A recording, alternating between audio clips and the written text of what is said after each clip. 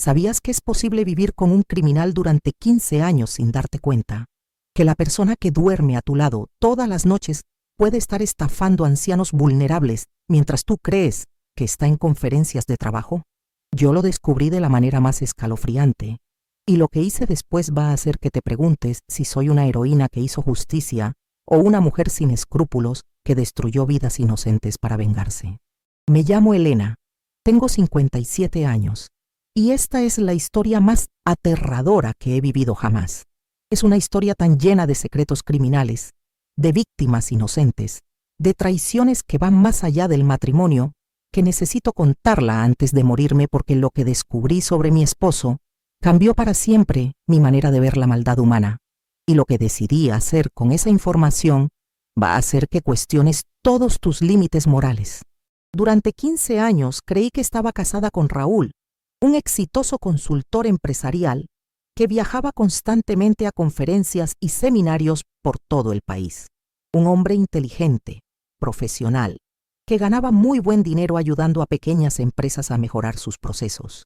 Un hombre respetado en su campo, con una reputación sólida, con clientes que lo buscaban específicamente por su experiencia. Pero resulta que durante todos esos años, Raúl no era un consultor empresarial. Era un estafador profesional que se especializaba en robar los ahorros de toda la vida a personas mayores vulnerables. Todo comenzó hace 2 años, pero en realidad había estado pasando desde mucho antes sin que yo me diera cuenta. Raúl había desarrollado una rutina muy específica. Cada 2 semanas tenía que viajar a conferencias empresariales en diferentes ciudades. Me contaba detalles elaborados sobre los temas que se iban a tratar, sobre los expertos que iban a dar las ponencias, sobre las oportunidades de networking que estas conferencias le proporcionaban. Me parecía admirable que se mantuviera tan actualizado en su campo. Raúl me mostraba invitaciones elegantes, programas de eventos, hasta certificados de participación que traía de regreso. Me contaba sobre las presentaciones que había visto, sobre los contactos importantes que había hecho, sobre las nuevas estrategias que había aprendido para ayudar mejor a sus clientes. Raúl se iba típicamente los jueves por la mañana y regresaba los domingos por la noche. Siempre se hospedaba en hoteles de lujo, siempre comía en restaurantes caros, siempre regresaba con regalos costosos para mí, perfumes franceses, joyas elegantes, chocolates importados. Me decía que estos gastos eran justificados porque las conferencias eran inversiones en su carrera. Me parecía extraño que nunca me invitara a acompañarlo a estas conferencias, especialmente a las que eran en ciudades bonitas donde podríamos haber hecho una escapada romántica. Pero Raúl me decía que las conferencias empresariales eran ambientes muy formales, que las esposas solo eran bienvenidas en los eventos sociales especiales, que la mayoría del tiempo él estaba en sesiones intensivas que me aburrirían. También me llamaba la atención que Raúl nunca mencionara haber visto a los mismos colegas en diferentes conferencias. Con la frecuencia que viajaba, era lógico que se encontrara con las mismas personas en varios eventos. Pero Raúl siempre hablaba de gente nueva, de contactos frescos, como si el mundo de las conferencias empresariales fuera infinito. Lo que empezó a preocuparme no eran tanto las conferencias en sí, sino los cambios en el comportamiento de Raúl cuando regresaba. Llegaba a casa cada vez más estresado, más paranoico, más celoso de su privacidad. Había desarrollado la costumbre de revisar su teléfono constantemente, de contestar llamadas en voz baja, de salir de la habitación cuando sonaba su celular. Hace un año empecé a notar cambios más drásticos. Raúl comenzó a tener pesadillas frecuentes. Se despertaba en la madrugada gritando, sudando, hablando en sueños sobre números, sobre dinero, sobre gente que lo perseguía. Cuando le preguntaba qué había soñado, me decía que no se acordaba, que probablemente era estrés del trabajo. También empezó a beber más. Raúl siempre había sido un bebedor social, pero después de las conferencias llegaba a casa y se tomaba varios whiskies seguidos antes de la cena. Me decía que necesitaba relajarse después de tantos días de networking intensivo. Hace 6 meses las cosas se volvieron más extrañas. Raúl empezó a recibir llamadas amenazantes, llamadas que lo ponían blanco de terror. llamadas después de las cuales se quedaba temblando durante horas. Cuando le preguntaba quién había llamado, me decía que eran clientes insatisfechos, que había problemas con algunas consultorías, que era normal en su línea de trabajo. Una vez escuché parte de una de esas conversaciones. Alguien le gritaba a Raúl por teléfono: «Si no devuelves el dinero, te vamos a encontrar».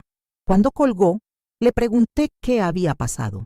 Raúl me dijo que era un malentendido con un cliente que no estaba contento con los resultados de su consultoría, que se iba a resolver pronto. También empezó a cambiar nuestros hábitos de seguridad en la casa. Instaló cámaras nuevas, cambió todas las cerraduras, hasta contrató un servicio de seguridad privado. Me decía que había escuchado sobre robos en el vecindario, que era mejor prevenir que lamentar. Hace 3 meses, Raúl me dijo que tenía que ir a una conferencia muy importante en Chicago.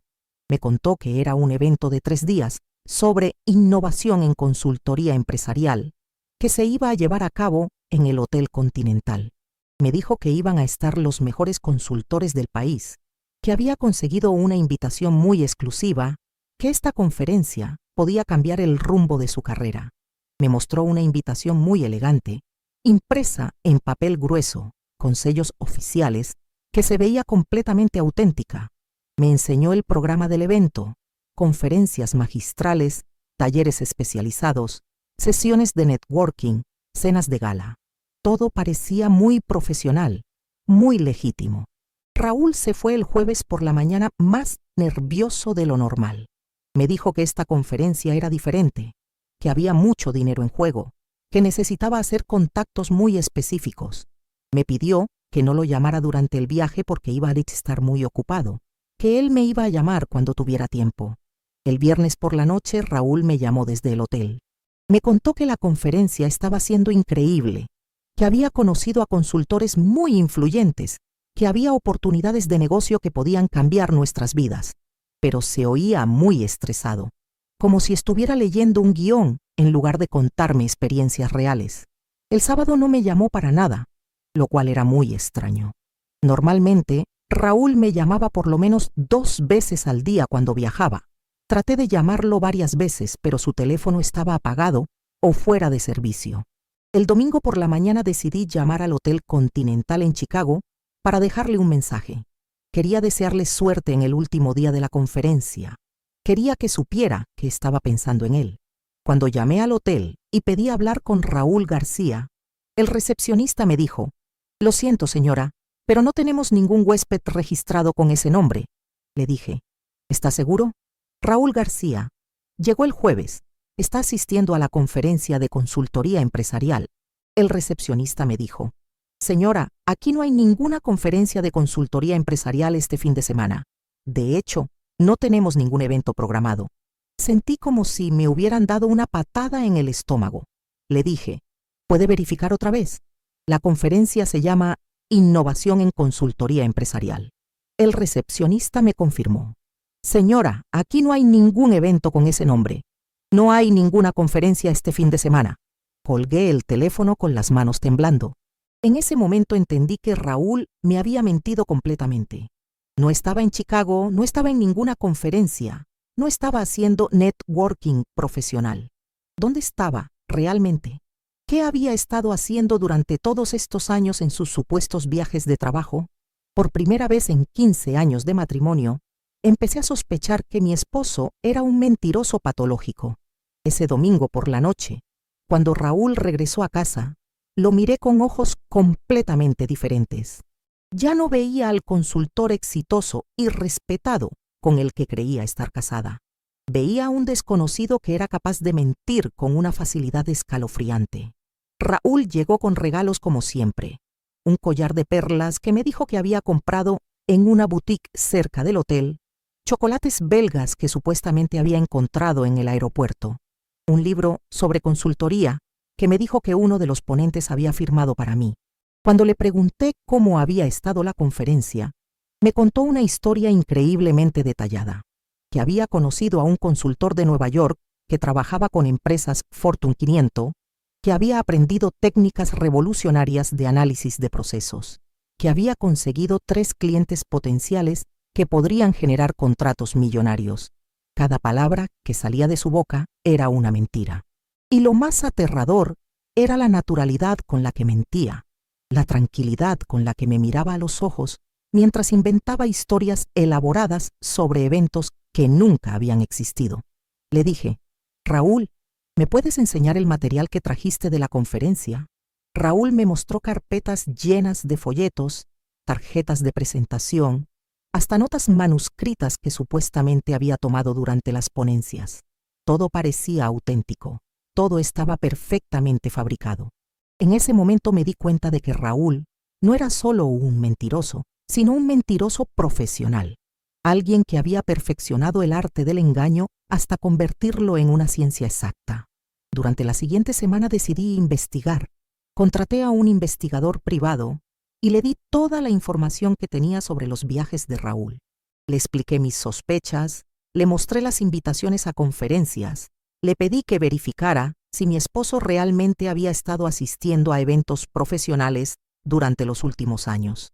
Los resultados de la investigación fueron mucho más aterradores de lo que jamás me había imaginado. El investigador me citó en su oficina una semana después y me dijo: Señora Elena, tengo información muy perturbadora que darle. Su esposo no es consultor empresarial. Su esposo es un estafador profesional. Sentí como si me hubieran golpeado en la cabeza con un martillo. Le dije: ¿Qué quiere decir con estafador? El investigador me explicó que Raúl se especializaba en estafas de inversión dirigidas a personas mayores, que usaba las supuestas conferencias como coartadas para viajar a diferentes ciudades donde tenía víctimas, que había desarrollado esquemas muy sofisticados para convencer a ancianos de que invirtieran sus ahorros en oportunidades falsas. Me mostró evidencia devastadora: fotos de Raúl visitando casas de retiro, grabaciones de él haciéndose pasar por asesor financiero, documentos falsos que había usado para abrir cuentas bancarias fraudulentas, una operación criminal completa, profesional, que había estado funcionando durante años.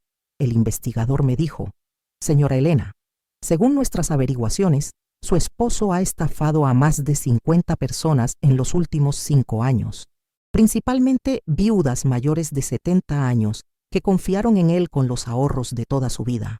Le pregunté: ¿Cuánto dinero ha robado? El investigador me dijo: basándonos en los casos que hemos podido documentar, más de $2 millones. En ese momento entendí que había estado viviendo con un monstruo durante 15 años, que todo nuestro estilo de vida, nuestra casa bonita, nuestros carros de lujo, mis joyas costosas, todo había sido financiado con dinero robado a ancianos indefensos. Le pregunté al investigador: ¿qué tipo de estafas hacía exactamente? El investigador me explicó que Raúl usaba diferentes esquemas dependiendo de la víctima. A veces se hacía pasar por asesor financiero y convencía a las personas de invertir en fondos falsos. Otras veces fingía ser representante de una compañía de seguros y vendía pólizas inexistentes. También había casos donde se hacía pasar por agente de bienes raíces y tomaba depósitos por propiedades que no existían.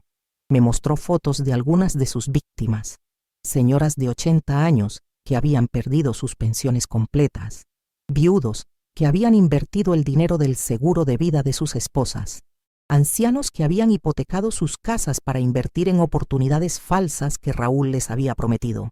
El investigador me dijo: Señora Elena, hay algo más que necesita saber. Le dije: ¿qué más puede haber? Me dijo: su esposo está siendo investigado por el FBI. Hay una orden de arresto pendiente. Es muy probable que lo capturen en las próximas semanas. En ese momento sentí una mezcla de horror y alivio. Horror por descubrir que había estado casada con un criminal durante tanto tiempo. Alivio por saber que finalmente iba a enfrentar las consecuencias de sus actos. Pero también sentí algo más: una rabia profunda contra todas las personas inocentes que habían sufrido por culpa de Raúl. Ancianos que habían trabajado toda su vida para tener una vejez digna, que habían confiado en mi esposo, que habían perdido todo por su culpa. Salí de la oficina del investigador completamente destrozada. Pero mientras manejaba a casa, empecé a pensar en algo que me cambió la vida. Yo tenía la oportunidad de hacer justicia antes de que el FBI actuara. Yo tenía la oportunidad de recuperar algo del dinero robado y devolvérselo a las víctimas.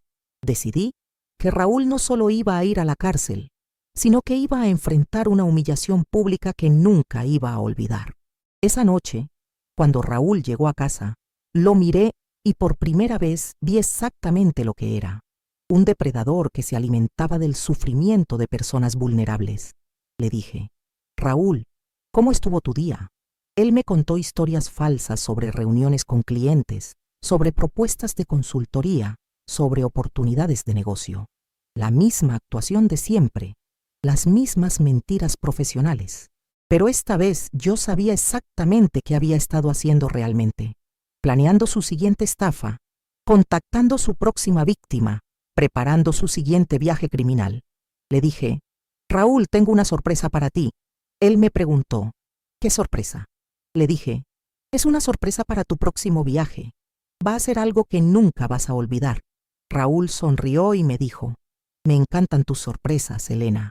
Si hubiera sabido lo que yo estaba planeando, habría corrido de la casa esa misma noche.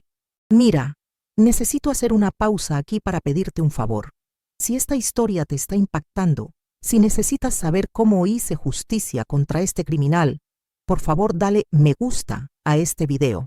Solo aprieta el botón de corazón o pulgar arriba. Y si quieres escuchar más historias como esta, historias de mujeres que hemos descubierto secretos criminales, suscríbete a nuestro canal. Solo aprieta el botón negro que dice suscribirse. Te prometo que lo que viene a continuación te va a chocar el corazón. Durante las siguientes 2 semanas fingí que no sabía nada. Seguí comportándome como la esposa ignorante y confiada que había sido durante 15 años. Pero secretamente estaba preparando la venganza más elaborada de mi vida. Primero, trabajé con el investigador privado para identificar a todas las víctimas de Raúl que pudiéramos encontrar. Conseguimos nombres, direcciones, números de teléfono, detalles de las estafas que habían sufrido. Era una lista devastadora: 53 personas que habían perdido un total de $2.120.000. También investigué todas nuestras finanzas. Descubrí cuentas bancarias secretas que Raúl tenía a su nombre, inversiones que había hecho con dinero robado, propiedades que había comprado usando identidades falsas. Una red financiera completa construida sobre el sufrimiento de ancianos inocentes. Pero lo más importante, conseguí acceso a todos los documentos, contratos y registros que Raúl tenía guardados en su oficina en casa.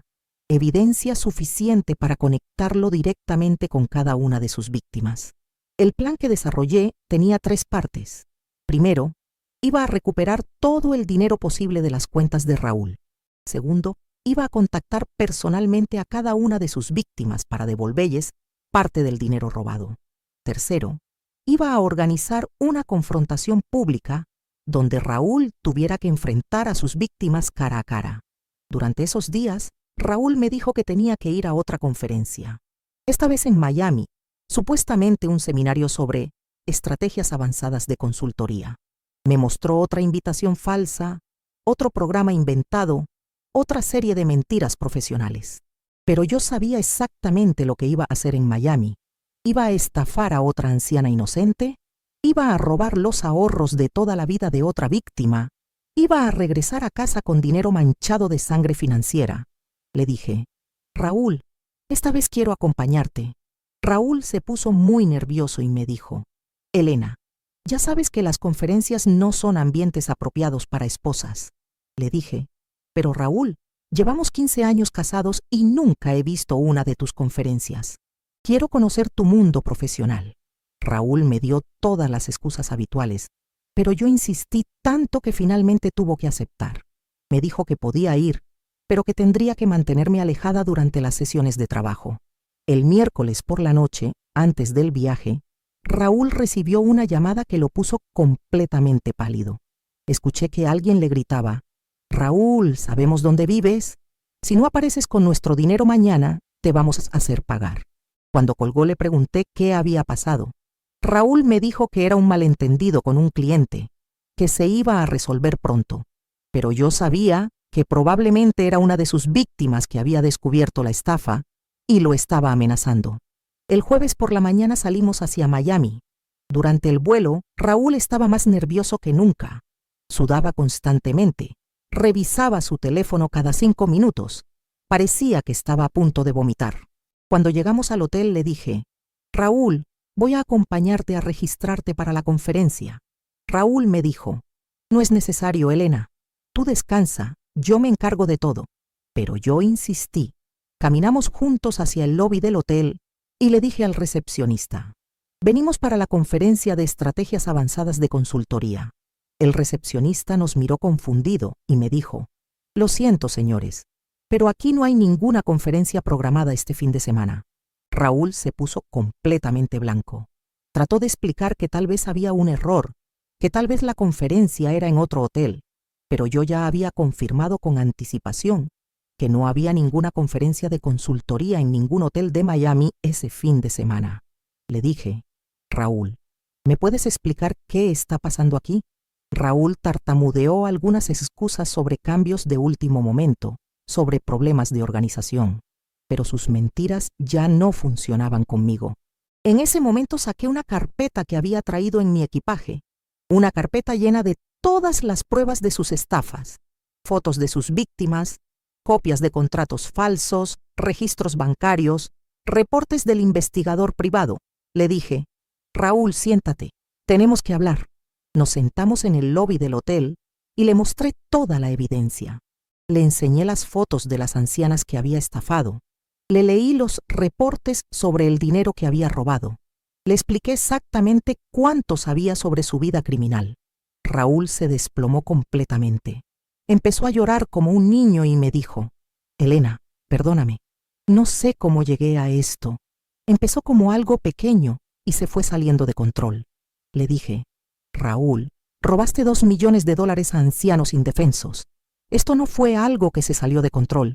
Esto fue una operación criminal sistemática. Raúl me suplicó que no lo denunciara, que le diera una oportunidad de devolver el dinero, que podíamos huir del país y empezar una nueva vida en algún lugar donde nadie nos conociera. Pero yo ya había tomado mi decisión. Le dije, Raúl, no vamos a huir, vamos a enfrentar a tus víctimas. Durante los siguientes 2 días, mientras Raúl pensaba que estábamos de vacaciones en Miami, yo estaba ejecutando mi plan de venganza. Había organizado una reunión en el hotel para el sábado por la tarde. Había contactado a 15 de las víctimas de Raúl que vivían en Florida y las había invitado a venir al hotel para una reunión especial sobre recuperación de fondos estafados. También había contactado a reporteros locales y les había prometido una historia exclusiva sobre un estafador que iba a confesar públicamente sus crímenes. El sábado por la tarde le dije a Raúl, tenemos una reunión muy importante en el salón de conferencias del hotel. Raúl me preguntó, ¿qué tipo de reunión? Le dije, una reunión donde vas a conocer a algunas personas que has estado evitando durante años. Cuando entramos al salón de conferencias, Raúl vio a 15 ancianos sentados en sillas esperándolo. Inmediatamente reconoció a varios de ellos, víctimas que había estafado en los últimos años. También estaban los reporteros con cámaras preparados para documentar todo lo que iba a pasar. Raúl trató de salir corriendo, pero yo lo agarré del brazo y le dije, Raúl, llegó la hora de que pidas perdón. Durante las siguientes 2 horas, Raúl tuvo que enfrentar a sus víctimas una por una. Cada anciano le contó cómo había arruinado su vida, cómo había perdido sus ahorros, cómo había tenido que vender su casa o volver a trabajar a los 80 años por culpa de sus estafas. La señora García, de 78 años, le dijo, Raúl, yo confié en usted como si fuera mi propio hijo. Usted me robó los $50,000 que era todo lo que me quedaba después de que murió mi esposo. El señor López, de 85 años, le dijo, por culpa suya perdí mi casa. Ahora vivo con mi hija porque usted se robó el dinero que iba a usar para pagar mi hipoteca. Una después de otra, las víctimas de Raúl le contaron historias devastadoras sobre cómo sus estafas habían destruido sus vidas. Raúl lloraba y pedía perdón, pero sus disculpas no podían devolver los años de sufrimiento que había causado. Después de que todas las víctimas hablaron, yo tomé la palabra. Le dije a todos, durante los últimos días he estado recuperando el dinero que Raúl robó. He liquidado todas nuestras propiedades. He vaciado todas las cuentas bancarias. He vendido todo lo que compramos con dinero estafado. Saqué 15 cheques que había preparado y se los entregué a las víctimas. No era todo el dinero que habían perdido, pero era una parte significativa. En total pude recuperar y devolver más de $800,000. Le dije a Raúl frente a todos: Raúl, también he contactado al FBI y les he entregado toda la evidencia de tus crímenes. Hay agentes esperándote afuera del hotel. Raúl me miró con una mezcla de terror y odio. Me dijo: Elena, me traicionaste. Le dije: Raúl, yo no te traicioné, yo hice justicia.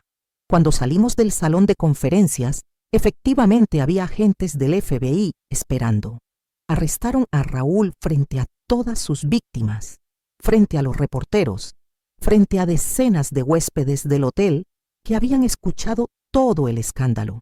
Esa noche, mientras Raúl estaba en una celda esperando su juicio, yo regresé a casa sintiendo que había hecho lo correcto, pero también sintiendo que había destruido mi propia vida en el proceso.